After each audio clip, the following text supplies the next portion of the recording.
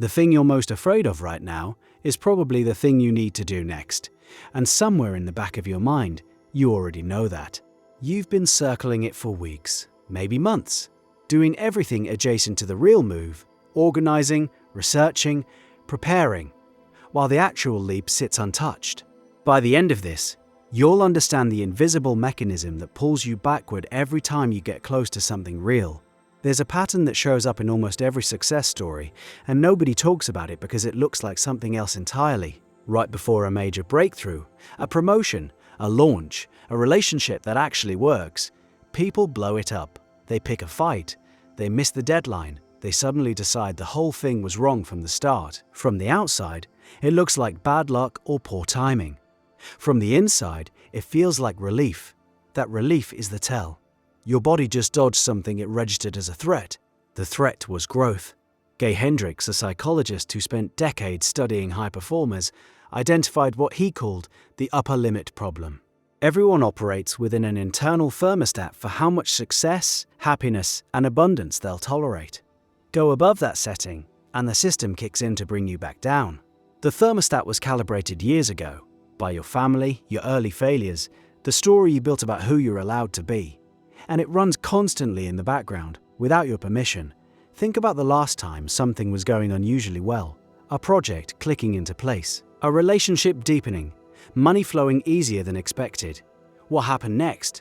You probably manufactured a crisis, started a pointless argument, got sick, procrastinated on the one task that would have sealed the deal. You thought you were being lazy or unlucky. You were being regulated. The mechanism is specific. When you approach the edge of your internal thermostat, your brain generates what feels like a legitimate reason to pull back. A sudden worry about finances. A flood of doubt about whether you deserve this. An old memory surfacing. That time you failed. That person who said you'd never amount to anything. These feel like rational assessments. They're thermostatic corrections. So how do you tell the difference between a real problem and an upper limit reaction? Real problems come with specific, actionable information. Upper limit reactions come with a vague sense of dread and an urge to retreat to familiar territory. One gives you a task, the other gives you an exit. Here's where it gets mechanical. Your identity, the version of yourself you've been living as, has a vested interest in staying consistent. Psychologists call this self-concept maintenance. You'll unconsciously sabotage outcomes that conflict with your internal story, even when those outcomes are exactly what you consciously want. A person who grew up believing money is scarce will find ways to hemorrhage cash right after their first big payday. Someone who internalized the idea that they're the struggling artist will torpedo opportunities that would make them successful. The conscious mind wants the win. The identity wants coherence, and coherence almost always beats desire. This is why willpower fails at the upper limit. You're using conscious effort to fight an unconscious system that has years of reinforcement behind it. That tight feeling in your chest when things start going too well, that's the thermostat activating. Your whole body conspires to return to baseline. Muscles tense, focus scatters, you reach for your phone, check email, start a side project, anything to dissipate the energy that was building toward the breakthrough. A musician named Derek once described his experience recording what became his best album. 3 weeks into the session, everything was flowing. The songs were better than anything he'd written. The producer was excited. And Derek started showing up late. Then he picked apart a finished track until it was worse than the demo. Then he suggested scrapping the whole project and starting over. His bandmates staged an intervention. They'd seen this before. Every time the work got too good, Derek found a way to drag it back to a level that matched his internal thermostat.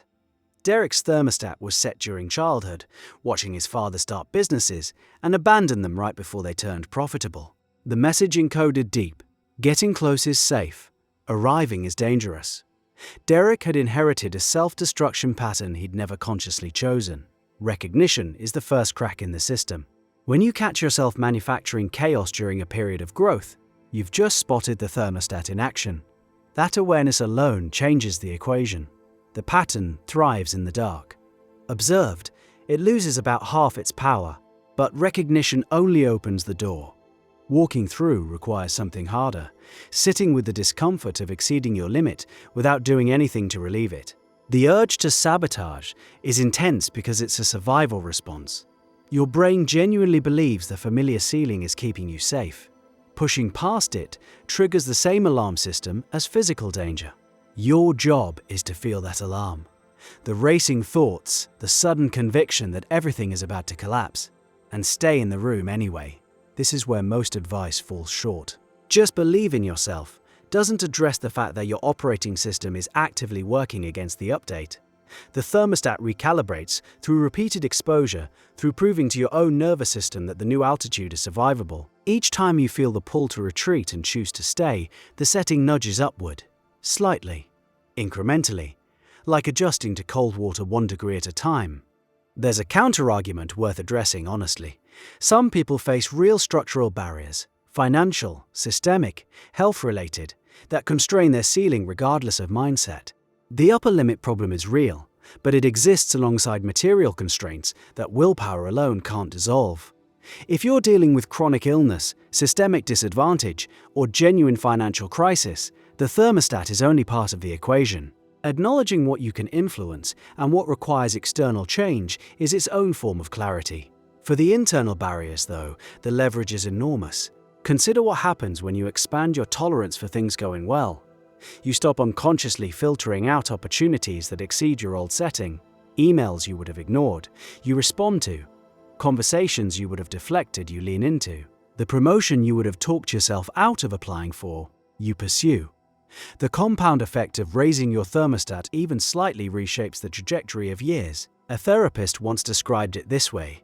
Her clients would make breakthroughs in session, experience genuine insight, and then miss the next 3 appointments. They'd return weeks later with a new crisis that conveniently obscured the progress they'd made. She started naming it in real time. You just had a big insight. Watch what your brain does this week to make you forget it. That prediction alone, the act of forecasting the sabotage, reduced its occurrence by half. The pattern can't operate as smoothly when the person it's targeting is watching for it. You can do this for yourself. Right now, identify the area of your life where things are going suspiciously well. Or the area where you keep getting close and pulling back. That's your upper limit in action. The next time you feel the urge to introduce chaos into that space, the fight, the doubt, the sudden need to reorganize your entire life, pause. Name it. Say out loud if you have to. This is my thermostat. The discomfort you feel in that moment is the exact sensation of growth. Every instinct will tell you to make it stop. The breakthrough lives on the other side of staying with it. The real cost of the upper limit problem isn't the individual moments of sabotage. Each one looks small in isolation. A missed opportunity here, a picked fight there. The cost is cumulative. Years of returning to the same ceiling, decades of almost. You look back and see a pattern of getting close, retreating, getting close, retreating. The sawtooth wave of a life lived inside a thermostat you never agreed to. Raising that setting is slow, uncomfortable work. Nobody does it perfectly. You'll catch yourself mid-sabotage, and sometimes you'll catch yourself after. Both count. The thermostat adjusts through accumulated evidence, and even a failed attempt to stay at the new altitude registers as data.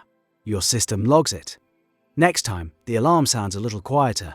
The pull to retreat arrives a little later. The window of tolerance stretches. You've already felt this mechanism working. That queasy feeling when someone gives you a genuine compliment and you deflect it. The restlessness that hits on the 3rd day of a perfect vacation. The way your brain starts scanning for problems the moment everything is calm. Those are all the thermostat, maintaining a temperature you outgrew years ago. The setting is old. The evidence it's based on is outdated. And the only person who can override it is the one feeling the discomfort right now. Which means the breakthrough you keep circling has been waiting for one thing. Your willingness to feel terrible while something wonderful is happening. That's the price of the next version of your life. And you already know it's worth paying.